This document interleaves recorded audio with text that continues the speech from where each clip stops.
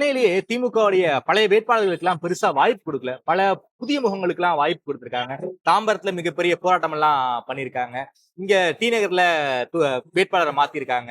பரந்தாமனவர்களுக்கு பதிலா தமிழ் பிரசன்னா அவர்களுக்கு வாய்ப்பு கொடுத்திருக்காங்க. இதெல்லாம் என்ன சிக்னல்ஸ் சார் காட்டுது? என்னை பொறுத்த வரைக்கும் உங்களுக்கு சென்னையில ஒட்டுமொத்தமா சொல்ல மாட்டேன், ஒரு குறிப்பிட்ட தொகுதிகளில் அமைச்சர் சேகர் பாபுவோடைய ஸ்டாம்ப் அந்த லிஸ்ட்ல அதிகமாக இருக்கிறது. பரந்தாமனுக்கும் அமைச்சர் சேகர் பாபு அவர்களுக்கும் இருந்த அந்த முரண்பாடு பிரச்சனைகள் எல்லாருக்கும் தெரிஞ்சதுதான். இன்ஃபேக்ட் அது தமிழகத்துல இருக்கக்கூடிய நிறைய திமுகவினருக்கு எல்லாருக்கும் தெரியும், வெளிப்படையாவே தெரியும், ரொம்ப வெளிப்படையாவே தெரியும். அந்த இடத்துல அவரை கொண்டு வந்துட்டாங்க. அதே மாதிரி தாயகம் கவி அவரையும் திருவிக்கா நகர்ல இருந்து அவரையும் இது பண்ணிட்டாங்க.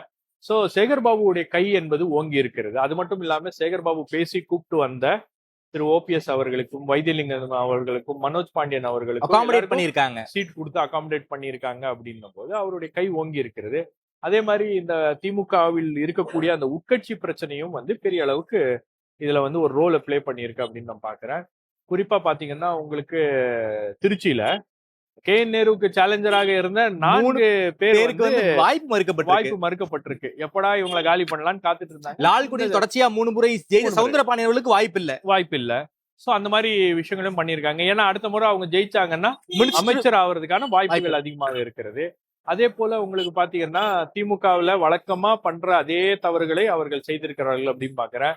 அதாவது ஆர் காந்திக்கு சீட் இல்ல அப்படின்னா அவர் பையனுக்கு கொடுத்திருக்காங்க. பொன்முடிக்கு சீட் இல்லைன்னா அவர் பையனுக்கு, அன்பகம் கலைக்கு சீட் இல்லைன்னா அவர் பையனுக்கு, மோகன் அவர்களுக்கு சீட் இல்லைன்னா ஒரு பையனுக்கு அப்படின்னு எல்லாமே அது அந்த அடிப்படையில போயிருக்கு. ஓகே. ரெண்டாவது அவங்க புதுமுகங்கள் அப்படின்னு சொல்றாங்க. புதுமுகங்களும் பாத்தீங்கன்னா உங்களுக்கு அதுல நிறைய மினிஸ்டர்ஸ் லாபி பண்ணி வந்திருக்கக்கூடிய அவங்களுடைய ஆதரவாளர்களுக்கு இவங்களுக்கு தான் சீட் கொடுத்திருக்காங்க. அது மட்டும் இல்லாம சவுத் ஜோனுக்கு நீங்க பொறுப்பாளரா போட்டிருக்கக்கூடிய அம்மையார் கனிமொழி அவர்களுடைய ஆதரவாளர்களுக்கு எவ்வளவு பேருக்கு சீட் கிடைச்சிருக்குன்னு பாத்தீங்கன்னா பெரிய அளவுல இல்ல, அந்த நம்பர்ஸ் இல்ல. மனோ தங்கராஜ் போன்றவர்களுக்கு எல்லாம் சீட் கொடுக்கல அப்படின்னும் போது இது எல்லாமே ஒரு விதமான ஒரு புகைச்சலை உள்ள ஏற்படுத்தி இருக்கு.